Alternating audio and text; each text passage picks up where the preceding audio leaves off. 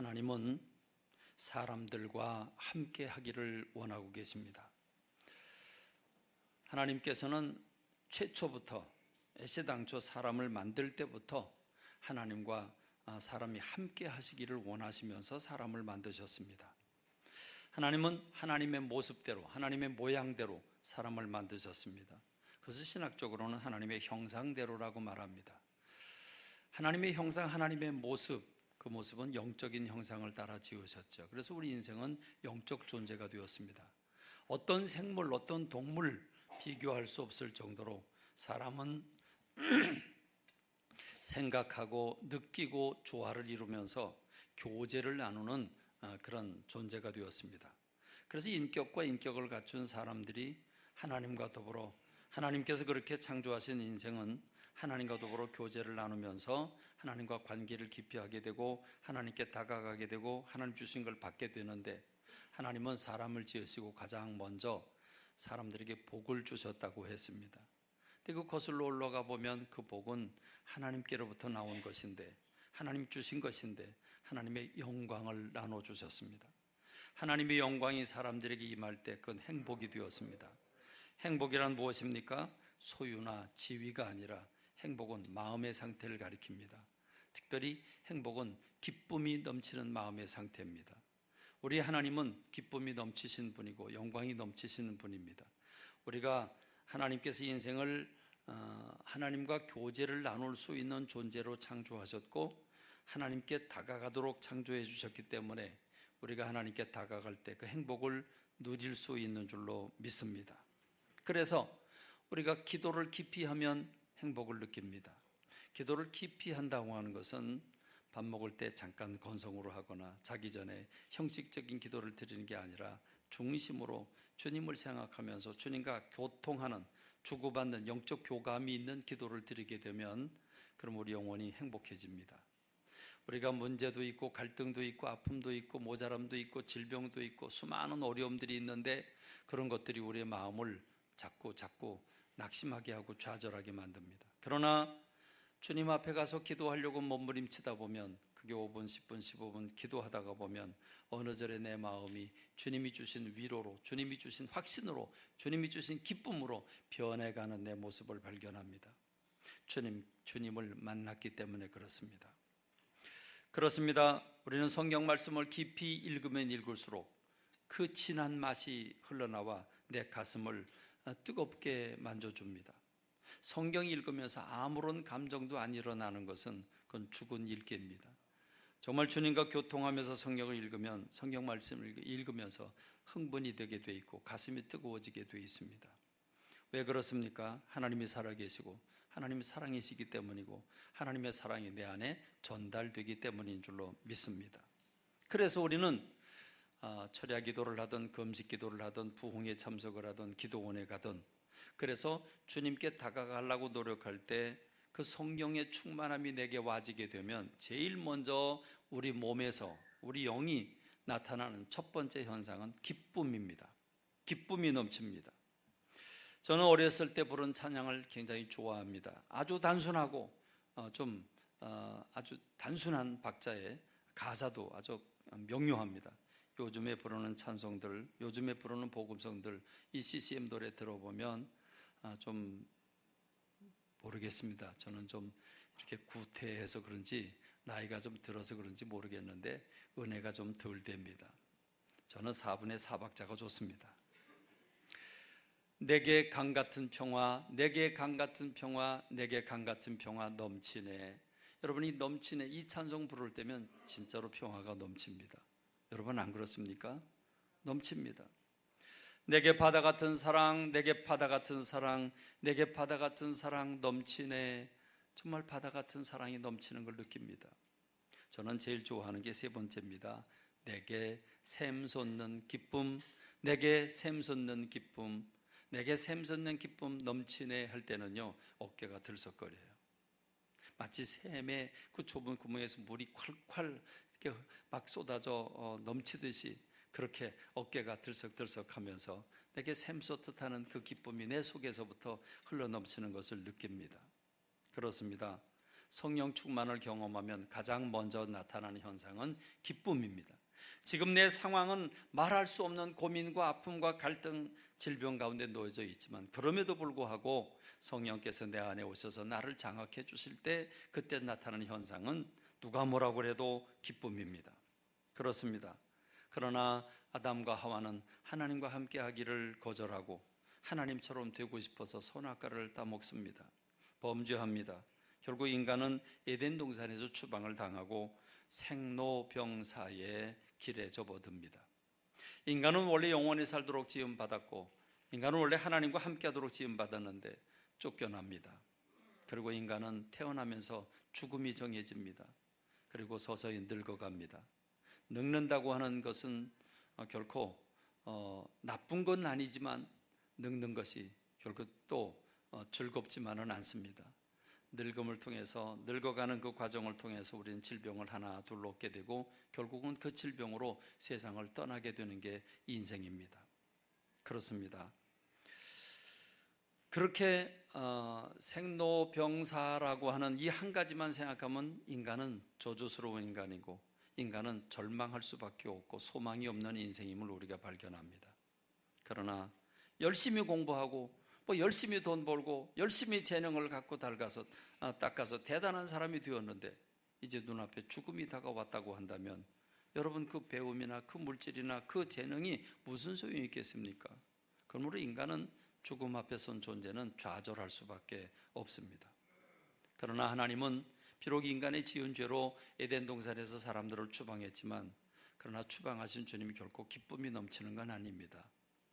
그 저주스럽게 살아가는 좌절 속에 살아가는 인생들을 바라보신 하나님은 가슴이 아프셨습니다. 그래서 하나님은 저주스럽게 살아가는 인생들을 찾아오십니다.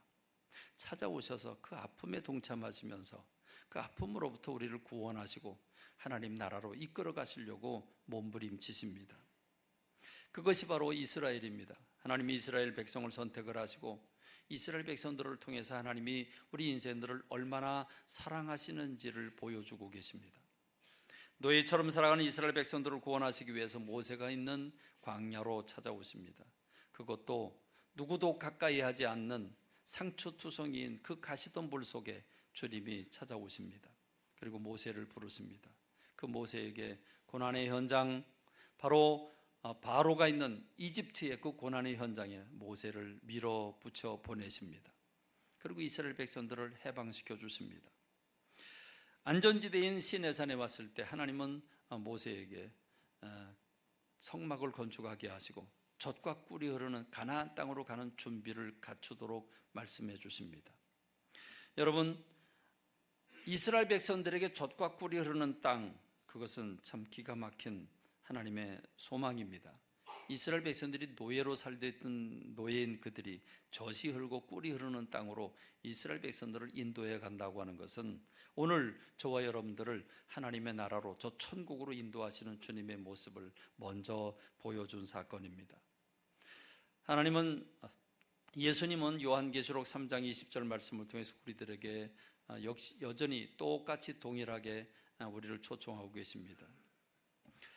보라, 내가 문 밖에 서서 두드리노니 누구든지 문을 열어주면 내가 그에게로 들어가 그는 나로 더불어 먹고 나는 그로 더불어 먹으리라. 함께 하시기를 원하시는 주님, 그 주님은 오늘 저와 여러분들에게 이 고난의 자리에서 영원한 하나님의 나라를 바라보게 하시는 줄로 믿습니다. 그 모습을 하나님은 이스라엘 백성들에게 보여주시는데 그 고난의 자리, 삶의 환경, 그 고난이 있고 가난이 있고 아픔이 있는 광야, 그 광야 땅에 우리 주님은 아예 이사 오십니다. 하늘 보좌를 버리시고 이 땅에 당신의 집을 짓고 그리고 그곳에서 사시기 위해서 하늘 보좌를 버리고 이사 오시는 우리 주님이십니다. 바로 그 주님이 원하시는 그 집이 바로 성막입니다. 우린 거룩한 천막이라고 부릅니다만 그 성막은 하나님 이 땅 우리들 가운데서 육체를 가진 우리들과 함께 사시기 위해서 아예 하늘 보좌를 버리고 이 땅에 이사 오시는 집이 바로 성막인 겁니다. 하나님은 이스라엘 백성들에게 이 성막을 건축하라고 명령하십니다. 성막을 건축하라고 한 이유는 딱 한 가지입니다. 이스라엘 백성들, 아니 우리들 가운데 함께 계시고 싶어서입니다. 출애굽기 25장 8절 말씀을 보면 내가 그들 중에 거할 성소를 그들이 나를 위해 지어라 이렇게 말씀하고 있습니다. 내가 그들 중에 거할 성소라고 했습니다. 사시는 집이라고 했습니다. 그리고 출애굽기 25장 22절에서는 거기서 내가 너와 만나겠다, 그리고 내가 하고 싶은 얘기를 거기서 다 너희들에게 이야기하겠다 이렇게 말씀하고 계십니다. 우리들 가운데 찾아오셔서 우리들을 바라보면서 우리들을 만나주시고 우리들 가운데 같이 살아계시기를, 같이 사시기를 위해서 내려오시는 주님의 모습. 그래서 주님은 성막, 당신이 거할 집을 지으라고 말씀하고 계시는 겁니다. 왜 이 땅에 내려오십니까? 젖과 꿀이 흐르는 땅으로 인도하시기 위해서, 좌절과 죄악 가운데 저주 가운데 빠진 인생들을 구원하기 위해서 이 땅에 오시게 되는 줄로 믿습니다. 그렇습니다. 오늘 저와 여러분이 이 생로병사에서 구원받고 하나님의 자녀가 되고 영원한 하나님의 나라 저 천국에 가서 늙고 병들어 죽을 수밖에 없는 인생들에게 영원한 생명을 허락하시고, 그리고 우리를 천국 백성이 돼서 그 눈에서 눈물을 닦아주시려고 우리를 부르시는 주님이신 줄로 믿습니다. 우리의 삶의 현장에 찾아오시는 하나님, 인간의 몸을 입으시고 낮고 낮은 땅 위에 찾아오셔서 우리를 위해 그 몸을 던져 십자가에서 죽으심으로 우리의 죄악 가운데서 우리를 구원하신 우리 주님, 그리고 그 에덴 동산, 우리가 쫓겨난 에덴 동산, 그 에덴 동산에 다시 우리를 초청하시는 주님, 그 무한한 주님의 사랑을 우리가 조금 곱씹어 생각하면, 조금만 생각해 보면 우리는 그저 감사할 수밖에 없는 줄로 믿습니다. 신앙생활이라는 게 뭐겠습니까? 신앙생활이란 내가 내 멋대로 세상을 내가 주인인 줄 알고 살다가 예수 그리스도 앞에 맞닥뜨려서 그 십자가 앞에서 겸손해지고 자기를 부인하고, 주님께서, 우리 인생의 주인께서 이런 놀라운 비밀들을 우리에게 허락하시기 위해서 어마어마한 일을 행하셨다는 사실을 발견하고 예수님을 내 인생의 주인으로 모시고 그 하나님의 나라를 바라보고, 지금 힘들고 어려운 삶의 여건 속에 있고 내 육신 속에 있지만 그럼에도 불구하고 기뻐하고 감사하고 살아갈 뿐만 아니라 그런 은혜를 베푸신 하나님을 예배하고 살아가는 것, 그게 바로 신앙생활인 줄로 믿습니다. 오늘 저와 여러분들이 희망이 보이지 아니하고 정말 좌우 사방에 여기저기 할 것 없이 겉으로 보면 우리가 천국 같은 삶을 살고 있는 것 같지만, 그러나 희망이 보이지 않고 좌절하고 아픔밖에 보이는 게 없지만, 그럼에도 불구하고 오늘 저와 여러분들이 이 땅에서 소망을 갖기보다는 하나님의 나라를 향한 소망을 갖고 살아가는 저와 여러분이 되기를 주님의 이름으로 축원합니다. 할렐루야. 그렇습니다. 저는 오늘 여러분과 함께 이런 우리 하나님, 우리의 삶의 현장 고난의 자리에 찾아오신 하나님, 그 하나님의 성막을 지으라고 말씀하시는데, 그 성막을 짓는 내용에 대해서 오늘 저와 여러분들이 어떤 하나님의 마음을 가지고 계시는가를 함께 누리면서 은혜 받는 시간이 되기를 바랍니다. 하나님은 당신이 사실 집, 거주하실 집, 우리를 만나 주실 집을 지으라고 말씀하시는데, 오늘 우리가 읽은 성경 말씀 출애굽기 25장 1절로 2절의 말씀을 보면 하나님이 모세에게 말씀을 하십니다. 이스라엘 자손에게 명령해라. 이스라엘 자손에게 명령해라. 그 명령의 내용은 내게 예물을 가지고 와라. 근데 예물이 기쁜 마음으로 내는 자가 바치는 그 예물을 너는 받아라. 받아라. 그러면 어떤 예물을 가져오라고 하는가? 너희가 그들에게서 받을 예물은 이렇다. 그래서 하나님이 이스라엘 백성들에게 가져오되 기쁨으로 자원해서 가져오는 예물을 받으라고 말하는 목록들이 나옵니다. 그 목록들은 우리가 읽은 말씀대로 출애굽기 25장 3절로 7절까지 이어지고 있는데, 첫째는 금, 은, 놋, 금과 은과 놋이 필요합니다. 받으라고 했습니다. 두 번째는 실 종류입니다. 청색, 자색, 홍색 실, 그리고 가는 배의 실이라고 그랬습니다. 그 다음엔 털 종류입니다. 염소털, 순양으로 만든 털, 그리고 해달의 가죽, 이런 것들을 받으라고 했습니다. 그 다음에 네 번째는 조각목, 나무입니다. 그 광야에서 물이 적어서 단단하게 자란 그 단단하게 구성된 그 조각목들을 받으라고 했습니다. 그 다음에 기름 종류입니다. 등유, 관유에 드는 향료와 분향할 향을 만들 향품을 받으라고 했습니다. 그리고 나가서 보석입니다. 호마노와 에봇과 흉배에 물릴 보석을 받으라고 했습니다. 이스라엘 백성들이 기꺼이 그 제물을 드리면 그 예물을 받으라고 말합니다. 여러분, 이것은 성막에 필요한 재료들인데 그 재료들의 목록을 하나님이 직접 지정해 주시는 모습을 우리가 봅니다. 근데 여러분, 광야에 지금 피난 온 이스라엘 백성들이 여러분 해달의 가죽, 여러분 이걸 어디서 구합니까? 해달의 가죽은 저 바다 깊은 곳에 있는데 지금 광야에 나와 있는 이스라엘 백성들이 어떻게 구한단 말입니까? 그렇습니다. 금은, 보석 이런 것들 우리가 보기에는 그런 걸 어디서 구해 그렇게 했는데 하나님은 이미 다 예비해 주셨습니다.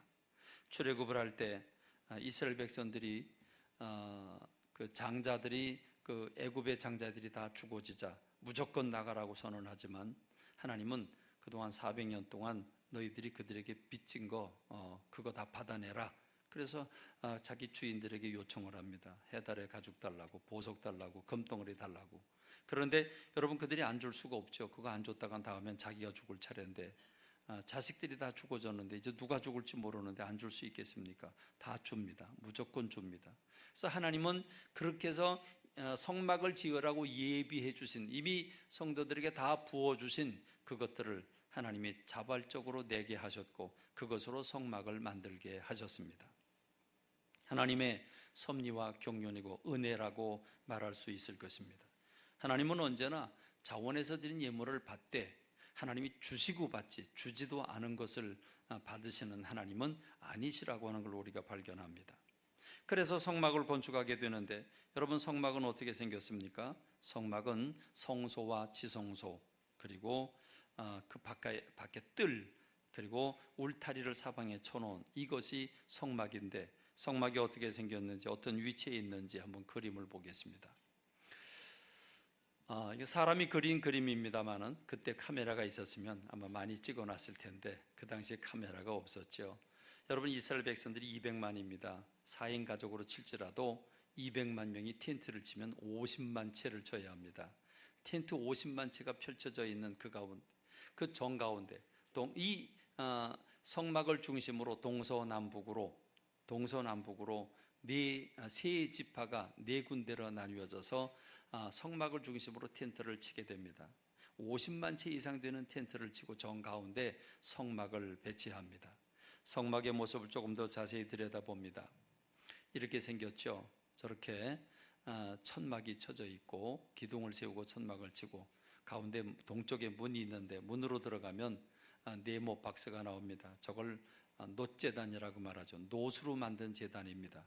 저기에 죄를 지은 사람이 하나님 앞에 예배 드리려고 하는 사람이 그 제물을 가지고 제물을 잡아서 제단에 올려놓고 하나님이 불을 보내주셔서 불을 태우는 그 죄를 사함받는 것이 놋제단입니다. 그리고 물두멍이죠. 손과 발을 씻는 그런 물두멍입니다. 그리고 그 다음에 저 검은 그런 천으로 덮여져 있는 저기를 성소, 지성소 이렇게 얘기합니다. 성소, 거룩한 장소, 지성소, 지극히 거룩한 장소 두 군데가 저 안에 있는데 저거는 네 겹으로 구성되어 있습니다. 이렇게 구성이 되어 있죠. 처음에는 가늘게 그 청색, 홍색 자색실로 꼬은 그런 천들을 덮습니다. 그리고 그 다음에 순양, 그 다음에 또 염소털로 만든 덮개를 덮습니다. 그리고 맨 나중에는 해달의 가죽으로 덮습니다. 저 네 개를 저렇게 차례대로 하는 게 아니라 네 개를 한꺼번에 이렇게 겹치는 건데 일부러 이제 보여주기 위해서 저렇게 만드는 겁니다. 그러면 저 안에는 저 사겹으로 털로 덮개를 씌운 그 안에는 어떻게 구성되어 있습니까? 이렇게 방이 만들어져 있습니다. 그 방이 휘장이 쳐져 있고 성소에는 세 가지가 기구가 있는데 하나는 그 떡상, 그 다음에 맞은편에 있는 7 금촛대, 그리고 중앙에 있는 향단, 향을 피우는 단, 그 앞에 휘장이 쳐져 있고 휘장을 거두면 그 안에는 법궤가 있습니다. 그 법궤를 언약궤 또는 증거궤라고 말하고, 그 위에 그룹들이 조각되어 있고 그 그룹들 위에 하나님의 보좌가 놓여지게 되는데, 거기에서부터 구름 기둥이 치솟아 올라가서 이스라엘 백성들이 텐트를 다 덮게 됩니다. 그 덮고 있는 모습을 보면 이렇게 보입니다.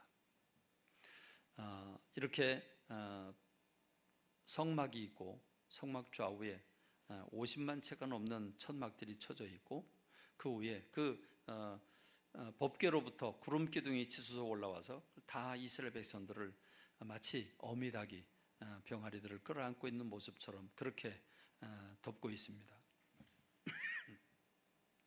밤에는 어떻게 덮고 있을까요?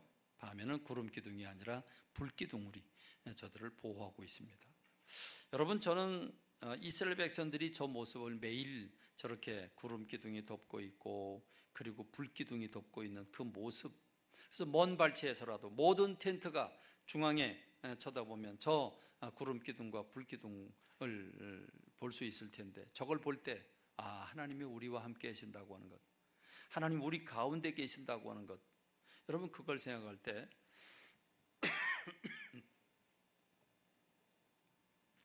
얼마나 백성들의 마음이 뜨거웠을까 하는 생각을 해보게 됩니다. 그렇습니다. 여러분이 성막의 구조, 성막의 그 배치 또는 성막의 재료, 성막의 그 섬세함과 그 크기들, 이런 것들을 바라보면서 여러분 뭘 느끼셨죠? 여러분 지금 비록 그림이긴 하지만 이 그림을 통해서 뭘 느끼셨습니까?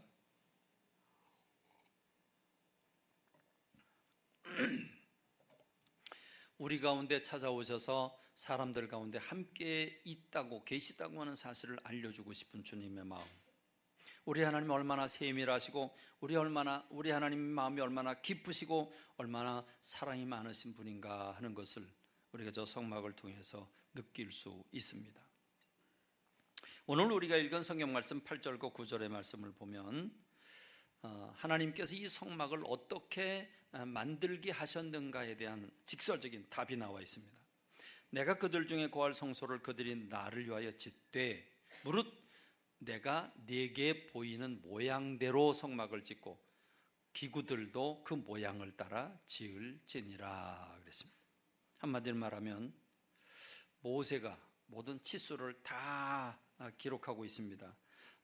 지금 어느 놋재단은 재료가 어떻게 되고 그 다음에 크기는 어떻게 되고 어떤 방법으로 만들고 하는 모습들을 다 일일이 상세하게 기록하고 있는데, 출애굽기 25장부터 출애굽기 31장에 걸쳐서 적어도 6장, 7장에 이르는 그 긴 분량을 바로 성막을 만드는 모든 기구들에 대해서 자세히 언급하고 소개하고 있습니다. 그거에 따라서 그대로 만들면 똑같이 만들 수 있는 그렇게 설계도가 만들어져 있습니다. 여러분, 이 설계도는 누가 만든 겁니까? 물론 모세가 만들었습니다. 근데 모세가 자기 생각 가지고 만들었습니까? 아닙니다. 오늘 성경 말씀을 보면 하나님께서 내가 네게 보여주는 대로 그랬습니다. 하나님이 보여주셨다는 말입니다. 성막을 어떻게 지으라고 보여주셨습니다. 보여주면 그럼 모세는 그걸 기록합니다. 그림을 그리고 그리고 기록을 합니다. 이게 높이는 얼마, 가로는 얼마, 세로는 얼마 다 일일이 기록을 합니다. 어떤 방법으로 만들려고 하는지 그 방법까지도 다 기록을 합니다. 그게 바로 모세가 만든 성막에 대한 설계도입니다. 그렇습니다. 여러분, 우리가 읽은 성경 말씀이 출애굽기 25장인데 25장 1절을 읽기 전에 24장 18절의 말씀을 보면 24장 18절의 말씀을 보면 마지막 절입니다. 그 마지막 절에 이렇게 표현되어 있죠. 모세는 구름 속으로 들어가서 산 위에 올랐으며 모세가 40일 40야를 산에 있었다 이렇게 말합니다. 그러니까 40일 밤낮을 바로 시내산 꼭대기에 올라가서 하나님과 함께 있었는데 뭐 하고 있었습니까? 하나님이 성막에 대한 설계를 보여주십니다. 하나하나 보여주셨고 그걸 그림을 그리고 그걸 치수를 다 기록을 하고 그 만드는 방법까지도 다 기록을 하는 시간, 그게 바로 40일 밤낮이었습니다. 그렇습니다. 여러분, 이건 하나님이 사실 집입니다. 하나님 우리를 만나 주실 집입니다. 하나님이 그 집 주인이십니다. 그러면 그 집을 누구 뜻대로 지을까요? 하나님의 뜻대로 지으십니다. 그럼 그 크기, 용도, 재료 이런 것들을 하나님 그 주인에게 걸맞는 재료, 주인에게 걸맞는 주님이 원하시는 그 모양의 집을 짓게 될 것입니다. 우리 조명호 장로님 아담 설계 사무소를 건축 설계 사무소를 운영하고 있습니다. 그래서 많은 분들이 집을 짓겠다고 오는데 그렇습니다. 처음에는 요런 구조로 해달라. 그래서 평면들 그려놓으면 다음에 와가지고 또 그거 다 뒤집어 놓는답니다. 그 다음에 와가지고 또 생각이 바뀌어서 또 수정해달라고 그런답니다. 그렇게 수차례를 하고 나서 이제 건축을 하게 되는데, 여러분 우리 장로님 뵈니까 부부가 와가지고 설계사 앞에서 부부싸움 하는 경우가 많답니다. 왜 그럴까요? 한 평 짓는데 지금 시가로 500만 원이 들어가니 평수를 무조건 넓게 할 수도 없고, 땅은 제한돼 있고 돈도 제한돼 있으니까 평수는 요만큼밖에 못 짓는데, 근데 남편이 원하는 공간이 있고 아내가 원하는 공간이 있잖아요. 요거 만들자 저거 만들자, 이 색깔로 하자 저 색깔로 하자, 이 재료로 하자 저 재료로 하자, 그래서 부부가 설계사 앞에서 계속 싸우는 모습을 자주 본답니다. 그럴 수밖에 없겠죠. 그럴 겁니다. 그렇습니다. 여러분, 하나님은 40일 동안 모세를 불러놓고 하나님이 거하실 집을 짓기 위해서 모세에게 그 모습을 세세히 보여주고 그걸 기록하게 하고 그걸 그리게 해서 이스라엘 백성들로 하여금 그 성막을 건축하게 하시고 그 가운데 거주하신 줄로 믿습니다. 여러분, 이와 같은 동일한 사건이 성경에서 또 한 번 나옵니다. 그것은 500년 뒤에 다윗을 통해서 또 솔로몬을 통해서 예루살렘 성전을 건축하게 되는데, 그 성전을 건축하는 과정도 똑같습니다. 성경에 보면 일일이 성경 규정을 제가 규절을 찾지 않겠습니다만은, 성경에 보면 솔로몬이 결심하고 솔로몬이 성전을 건축했다 이렇게 소개되고 있습니다. 역대 2장 1절에 보면 성전을 건축하기 위해서 솔로몬이 짐꾼 7만 명을 동원하고 산에서 돌을 떠낼 자 8만 명을 동원하고 그리고 이를 감독할 자 3,600명을 뽑았다 이렇게 말합니다. 여러분, 감독자가 3,600명이면, 그렇죠? 감독자가 3,600명 생각해 보세요. 감독하는 사람만 3,600명인데 산에서 돌을 뜨는 사람만 8만 명입니다. 그러니까 7년 동안 솔로몬을 통해서 지은 성전 건축 어마어마하고 대단하죠. 우리가 그 예루살렘 성전에 가보면 예루살렘 성전 그 성벽들을 보면 돌 하나가 집채만한 크기들이 줄비하게 있는 걸 우리가 발견하게 되죠. 어마어마한 구조입니다. 근데 여러분 생각해 보시죠. 솔로몬은 도대체 어떻게 설계를 하게 됐을까요? 성경은 다윗이 설계를 했다고 말합니다.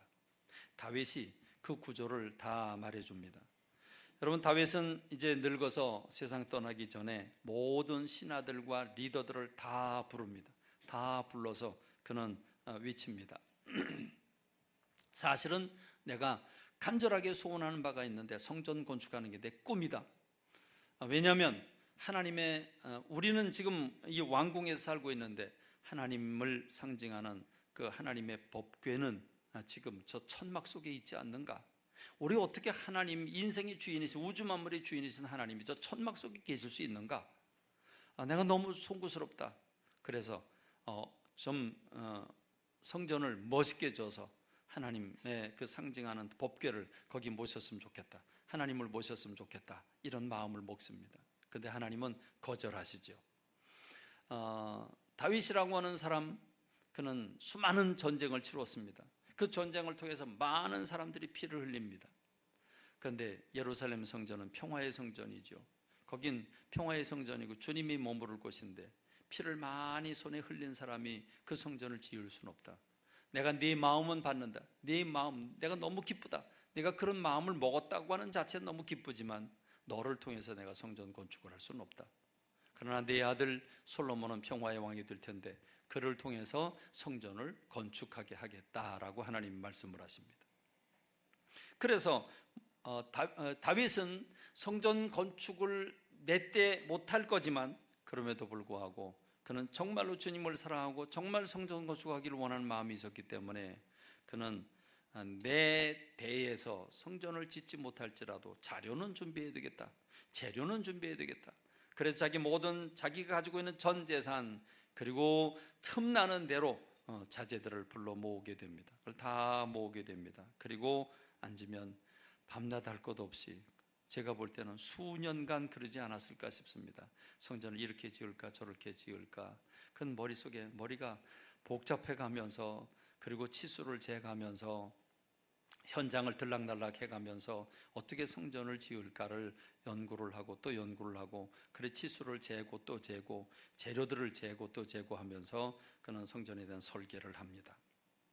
근데 여러분, 이스라엘 백성들을 다 불러 모아놓고 나는 이런 마음이지만 하나님 허락하지 않아서 아들 대에 짓는다고 했으니까 이제 솔로몬이 지을 거다. 그래서 솔로몬을 불러놓고 너는 중심을 살피시는 하나님 앞에서는 진실로 하나님의 성전을 제대로 좀 멋지게 져라, 이렇게 명령을 내립니다. 여러분, 그렇게 명령을 내리는 그 모세는 모든 치수까지, 모든 재료와 무게까지 다 일일이 알려줍니다.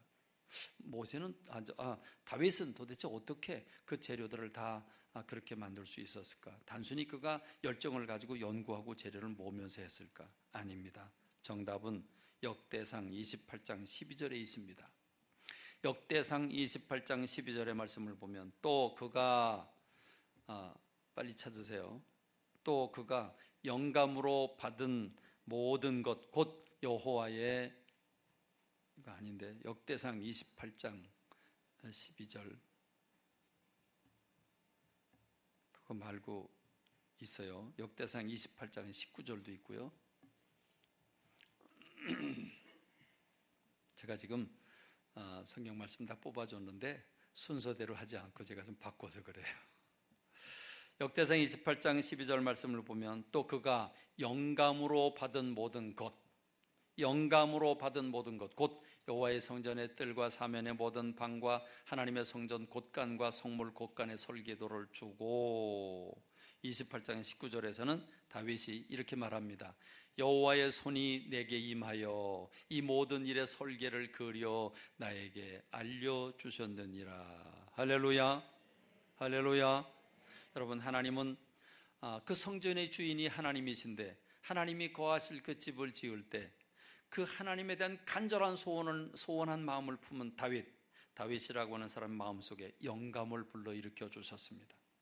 그가 열정적으로 그림을 그리고 치수를 재는 건 그냥 자기 자신의 열정이 아니었습니다.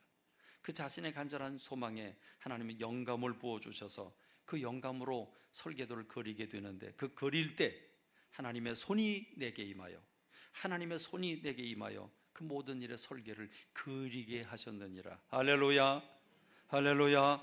그렇습니다. 지금 다윗은 이렇게 얘기하고 있는 거죠. 이거 내가 한 거 아니야, 내가 한 거 아니야.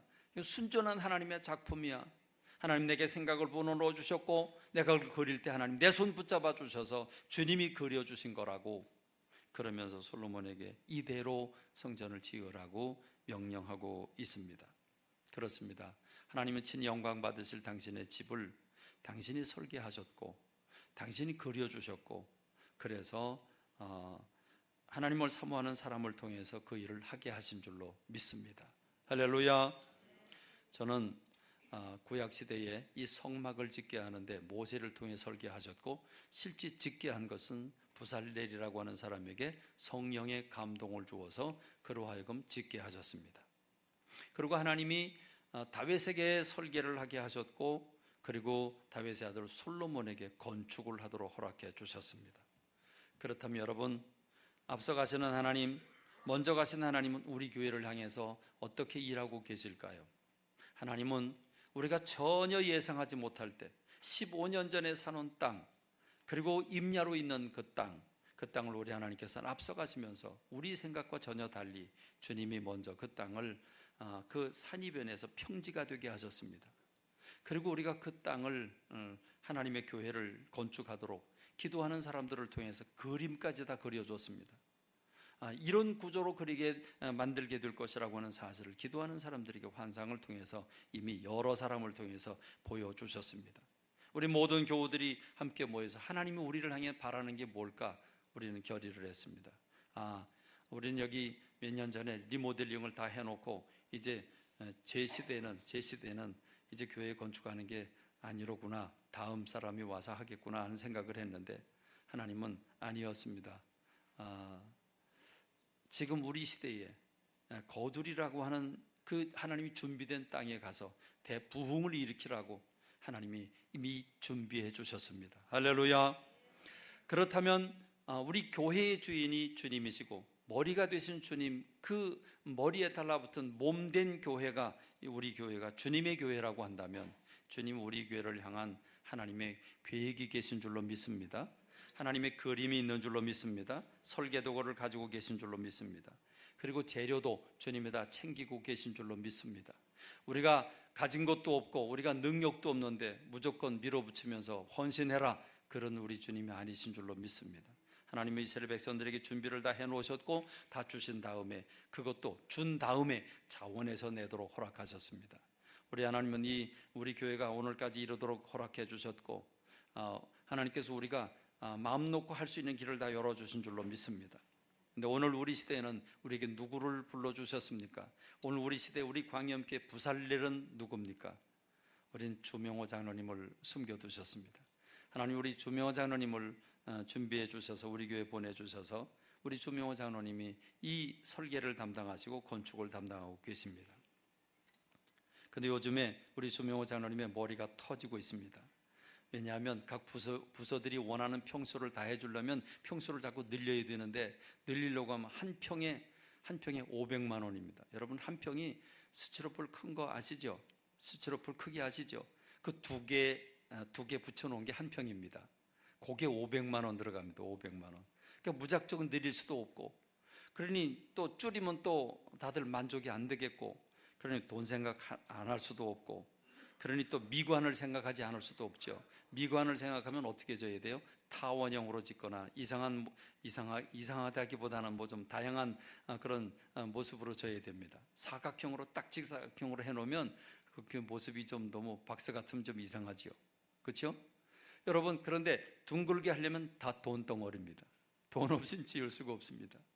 평수도 제한이 되고 미관도 생각해야 되고 돈도 생각하고 뭐 구조도 생각하고 여러 가지를 생각해야 되는데, 이제 우리 부살렐 되는 우리 주명호 장로님은 우리 주명호 장로님이 걱정하지 않도록 기도하십시다. 기도하십시다. 그러니까 우리 주명호 장로님에게 뭘 불러 넣어 주셔야 됩니까? 하나님의 영감을 불러 일으켜 주셔야 되는 줄로 믿습니다. 영감을 부어 주셔야 되는 줄로 믿습니다. 이미 기도하는 사람들을 통해서 영감을 부어주셨고 오늘 저와 여러분들에게 이 영감을 부어주셔야 되는 줄로 믿습니다. 그러므로 오늘 저와 여러분들은 겁낼 게 아니라 기도해야 되는 줄로 믿습니다. 기도해야 되는 줄로 믿습니다. 기도해야 되는 줄로 믿습니다. 아멘과 더불어 순종하는 여러분 되기를 바랍니다. 기도해야 돼요. 어떤 기도를 드려야 됩니까? 깊은 기도를 드려야 돼요. 성령의 감동이 있는 기도를 드려야 됩니다. 그래서 성령의 영감이 있어야 합니다. 그리고 우리 주명호 장로님이 설계를 할 때 하나님의 손이 주명호 장로님의 손을 붙잡아 주셔서 하나님의 원하시는 곳에 콘센트를 만들게 하고 전등을 달게 하고, 그렇죠? 하나님이 원하는 곳에 하나님의 손이 붙잡아 주셔서 유용한 건물을 짓게 해야 되는 줄로 믿습니다. 그리고 건물을 통해서 하나님이 부흥을 베풀어 주시고 미래에 우리가 해야 될 일을 보여주고 계시는 줄로 믿습니다. 할렐루야. 기도하는 성도들이 되길 주님의 이름으로 축원합니다. 그리고 여러분, 오늘 저와 여러분은 누굽니까? 오늘 저와 여러분의 신분은 어떻게 됩니까? 나는 누구의 것이고 여러분은 누구의 것입니까? 우리 모두는 다 주님의 자녀인 줄로 믿습니다. 주님의 도구인 줄로 믿습니다. 주님의 것인 줄로 믿습니다. 우리 주인이 되신 주님이 계십니다. 주님이 내 인생의 주인이십니다. 끝날 때 됐어요. 이제 끝날 때 됐어요. 조금만 참아야지. 이제 결론입니다. 결론이에요. 12시 지난 거 알아 나도 다. 자, 결론입니다. 하나님은 내 인생의 주인이십니다. 하나님 내 인생의 주인이십니다. 그러면 주인이신 하나님이 나를 이 땅에 보내주셨을 때에는 나를 향한 하나님의 계획이 분명히 계신 줄로 믿습니다. 나를 향한 인생의 설계도가 있는 줄로 믿습니다. 근데 우리는 그 하나님의 설계도는 팽개쳐놓고 내가 하고 싶은 거 하고 내가 살고 싶은 대로 산다면 그건 난 하나님의 사람이 아니죠. 우리가 하나님의 사람이 되기를 원한다면 주님께서 나를 향한 하나님의 계획이 뭔지, 나에게 어떤 은사를 베풀어 주셨는지, 나에게 돈은 왜 이렇게 많이 주시는지, 나는 왜 이렇게 하나님 일 하고 싶은데 돈을 적게 주시는지, 그렇죠? 근데 왜 나는 원치 않은 이 은사는 나한테 있는 건지. 여러분, 은사를 주시고 물질을 주시고 건강을 주시고 이런 재능을 주신 하나님 왜 주셨을까? 나에게 지금 이 나이 되도록 왜 살려주실까? 내가 지금 80 넘었고 90 넘었는데 하나님 왜 나를 살려주고 계실까? 나를 붙잡고 계신 이유가 있는 줄로 믿습니다. 그러므로 여러분, 우리 모두 하나님 내 인생의 주인이시라면 주님이 성막의 설계를 하나님이 설계하셨고 성전의 설계를 하나님이 하셨다고 하면 오늘 저와 여러분들이 인생의 설계도 주님이 하고 계시는 줄로 믿습니다. 우리는 그 설계를 내가 하는 게 아니라 성령의 영감을 받아서 주님이 나를 이 땅에 왜 보내셨는지, 내가 무엇을 하길 원하시는지, 지금 이 2019년을 살아가는 이 시점에, 대한민국의 시점에, 지금 우리 교회의 시점에, 춘천 땅에 살고 있는 오늘 저와 여러분들이 내가 무엇을 어떻게 해야 되는지 주님의 음성을 듣기를 간절히 소원합니다. 주님의 손이 여러분을 붙잡아 주시기를 간절히 소원합니다. 그래서 주님이 쓰시는, 주님이 원하시는 주님의 사람들로 영광과 찬양을 주님 앞에 돌려드리기를 주님의 이름으로 축원합니다. 기도하겠습니다. 하나님 아버지, 은혜와 사랑 감사와 찬미를 주님 앞에 돌립니다. 하나님은 성막을 건축하실 때 주님이 친히 설계하셨습니다. 모세에게 그 그림을 보여주셨습니다. 하나님은 다윗에게 그림을 보여주셨고 솔로몬이 짓게 하셨습니다. 하나님은 우리보다 먼저 앞서가시면서 우리가 전혀 예상하지 못했던 산을 허물어 평지를 만들게 하셨고 거기에 하나님의 교회를 건축함으로 거두리 시대를 맞게 하셨습니다. 우리 하나님 감사합니다. 주님은 이 모든 계획을 다 세우셨고 모든 재료들을 다 준비해 주셨습니다. 그 일을 우리에게 하게 하시는 줄로 믿습니다. 우리는 순종만 하면 되는데 우리 주님, 우리 조명호 장로님에게 성령의 영감을 베풀어 주시기를 원합니다. 부어 주시기를 원합니다. 설계를 할 때 그 손을 붙잡아 주시기를 원합니다. 우리가 이를 위해서 기도하게 도와주시고 기도로 성전을 지어가게 하여 주옵소서. 기도로 부흥을 맛보게 하여 주옵소서. 우리 주님, 이 시간에는 성만찬을 통해서 주님이 나와 함께 하심을 체험하기를 원합니다. 주님이 성만찬 가운데 함께 하셔서 우리 가슴이 뜨거워지게 하시고 주님이 나와 함께 하신 확신을 갖게 하시고 그래서 두려워하지 아니하고 전진하는 주의 사람들 되게 하여 주옵소서. 예수님의 이름으로 기도하옵나이다. 아멘.